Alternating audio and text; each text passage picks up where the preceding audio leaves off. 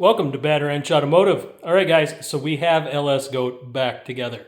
We have everything buttoned up, everything's put back in. I've actually had a chance to get it started and run it. It sounds spot on. The idle isn't high. It drops down right after you let off the throttle. It doesn't hold RPMs. That problem's been fixed. There is still a slight vibration in it. I'm wondering if it's the clutch. So that might be something that the dyno will reveal. Also, it might be slightly underfueled. Maybe the pump is getting weak. That's something I'll be able to tell on the dyno because we'll be able to hook up fuel pressure, figure out where it's at. If it is low, I can then put a pump in it. Based on what I'm doing, if I go the route of putting a new fuel pump in it, I'm probably going to put a upgraded fuel pump knowing that I'm going to put a cam and heads in this engine. When you go to build these, make sure you have a blueprint plan. And part of that blueprint plan is getting that first dyno pull. So this was all done so that we could do that first dyno pull with baseline numbers for what this thing is actually pulling right now. I'm going to give you guys a look in the engine bay. And this is with it all buttoned up. Now, I still have a dirty air filter. Guys, yeah, I sliced my hand open on a screwdriver. About a 1-inch cut below my thumb there. So, nice. I still have to figure out if I can get an air filter. If I can get an air filter, I'm going to change that out before dyno pull. But we have our new coils, our 10mm wires, our E3 spark plugs, our new valve cover gaskets, our new alternator, idler pulley, and tensioner. And then down on the AC side, we did the idler pulley and the tensioner down there as well, because those bearings were making noise. Got my battery all buttoned up. Everything is back together. We just got the oil change done. This thing is ready for the dyno. Now, I have winter coming up. And where I live, winter is a pain. You really don't take cars like this out when there's snow on the ground. It really does make these cars dangerous to drive, especially with the horsepower that they produce. And if this one goes north of 500 horse, I will never put this in snow. It will be way too dangerous. So, with that said, this car will go into storage. Once it's in storage, it will sit there until spring. We'll pull it back out in the spring. I'll do some final tweaks to it before I take this thing to the dyno. Then we're going to do some dyno pulls and see where we're at. I will be doing videos at the dyno shop when we're doing these pulls so that you guys can see what the real world numbers are with a tuned up engine that has about 128,000 miles on it. So it does have some miles on it. It does have some wear and tear to the motor. If we get down into it and I notice that it's not running right, we will probably stop the dyno pulls and I probably will not risk damaging the engine.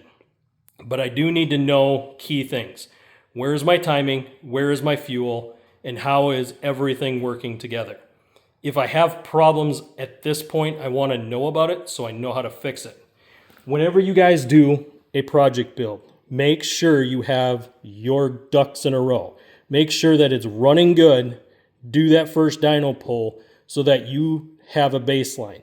The whole point of this is to get the baseline. We can't get the baseline if we don't get this thing tuned up and running right. There was a lot that was wrong with this. A lot of non-maintenance items just had not been performed. Dirty throttle body was one of them. Bad mass airflow sensor was another. Old coils, burnt spark plug wires, bad plugs because somebody was probably running the wrong fuel, and we found 2 vacuum leaks that we had to fix. There may have been vacuum leaks around here. I also verified that I did not have vacuum leaks around the intake manifold by spraying throttle body cleaner. If you have throttle body cleaner, spray around there. If all of a sudden it revs up or it chokes out, if the idle changes at all, you have a leaky gasket and you need to fix that. If it stays idling smooth and there's no changes, that means it's sealed and you're good to go. So guys, this is LS Goat. We have it ready to go. I've done some touch-up paint. I might do a video on it. I've got some touch-up paint to do down there, so I may do that for one of the videos. And I also need to do some touch-up paint on the rims. But mostly on the body, I have the body pretty much touched up and ready to go. It's looking really sharp. I do need to get this to my detailer and have him buff this thing out. So that will be one that I will probably work on for the future for you guys. But as of right now, my season with the LS Goat has come to an end, and it will be going into storage this week.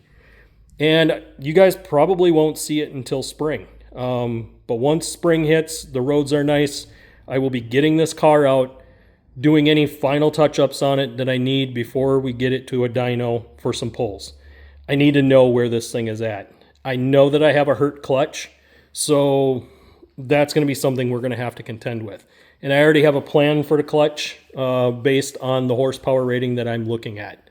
So I do have that pretty much laid out and ready to go. But guys, this is why we do what we do.